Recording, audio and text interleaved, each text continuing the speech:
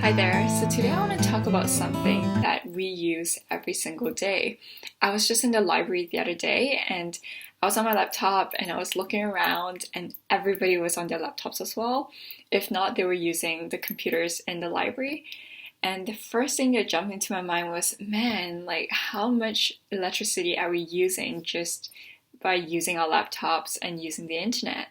And another thing that stood out to me was that we have so many different electronic devices. Like the typical average person these days, we would have a phone for sure, and laptop, maybe a tablet, maybe a camera for traveling. Some people still have iPods. And that's crazy, the amount of electricity that's being used to just charge these devices. It must be pretty extravagant. So I was just doing a quick search, and in order to power an iPhone or an Android, it takes about 1 kilowatt an hour to do so.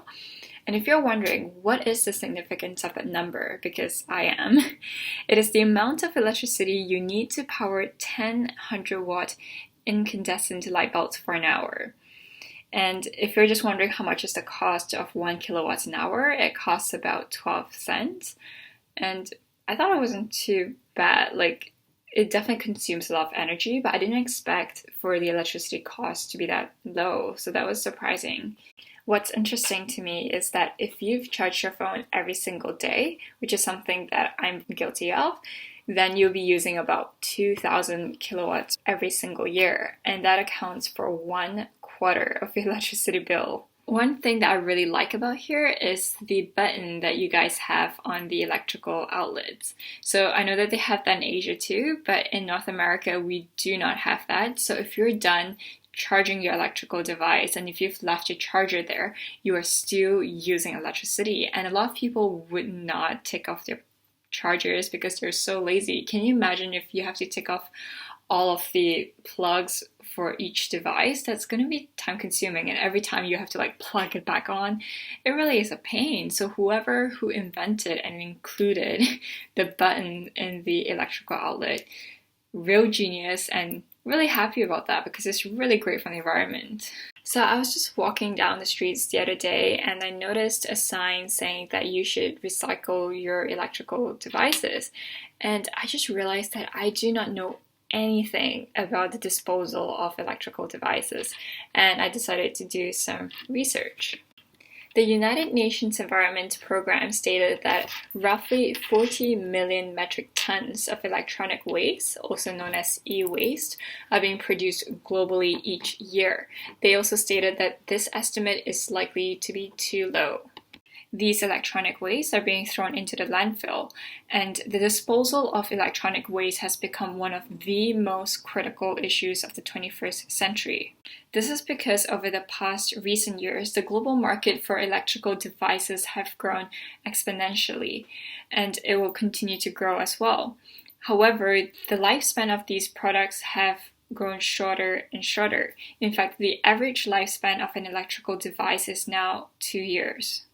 The thing is that the issue not only lies with the sheer amount of devices being disposed into the landfill.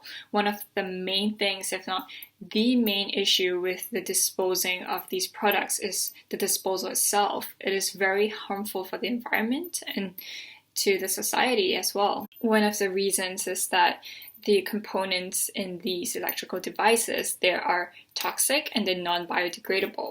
Based on these concerns, the European Union actually banned the disposal of e-waste from their landfills in the 1990s. So one of the components in our electrical devices is called dioxin, and it's been shown to link with cancer, developmental defects, and other health problems. Other bad effects include nausea, vomiting, and diarrhea. If you consume contaminated food and water, you'll be getting a buildup of toxins in your system. Also, if you consume a contaminated animal, you'll be getting a double dose of these toxins. What's even worse is that your body may not be able to process some of these metals. So it's going to take years for these toxins to get out of your system. Just as in the previous vlogs, we can see that there is a clear interrelationship between environmental impact and human health based on our consumption patterns. A real-life example is a city in southeastern China called Guiyu. Guiyu is the world's largest e-waste recycling site, and its residents are now exhibiting bone, respiratory, digestive, and neurological problems. On top of that, 80% of their children are experiencing respiratory ailments, and they're also at high risk of lead exposure. It's really sad to see that the developed countries, especially for the United States, being the largest e-waste generator in the world, to ship off to other countries where the regulations are more lax for e-waste, such as countries like China, India, Pakistan, or other countries in Western Africa. And I think that is just so wrong for them to act on the principle out of sight, out of mind. These people, or we, will basically regenerate these wastes, and then we're just going to pass it on to the less fortunate people to experience the effects of it. And this is definitely not of a small matter. The developing countries, they handle from 50% to 80% of the e-waste generated worldwide. Again, the issue doesn't just lie with the sheer number of e-waste being generated. It is the act of recycling these e-waste itself, and it is very toxic. So in these developing countries, there isn't a well-established system. There are usually poor working conditions, and it involves primitive and toxic technologies to recycle these materials.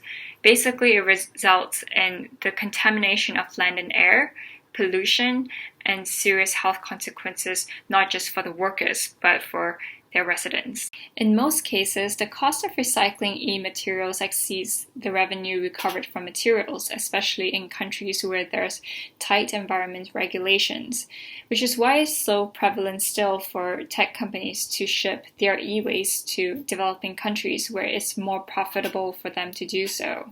It is actually illegal for these developing countries to accept e-waste. However, this is still occurring because no one is actually enforcing the legislation.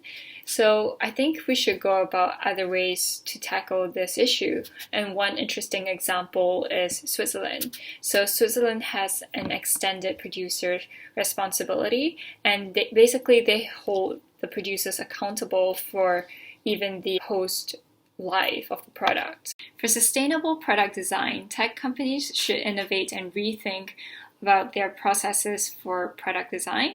Another area in which the government should take a part in is the restructuring of recycling. Government procedures would make recycling a well-established system, and it should require improvements and upgrading of skills and technologies that are being used, and the abandonment of techniques that have severe and detrimental health and environmental consequences. There should also be a stop for the developed countries to export their e-waste to developing countries. And finally, it is important to make consumers aware and educate them on the impact of their actions.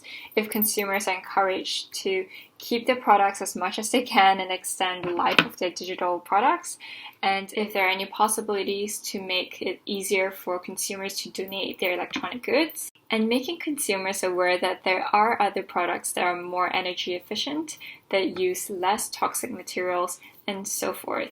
Especially in this day and age where technology has become ubiquitous, governments should definitely remind individuals of the impact of the consumption and usage of technology, and they should definitely urge individuals to consider and rethink their current consumption patterns.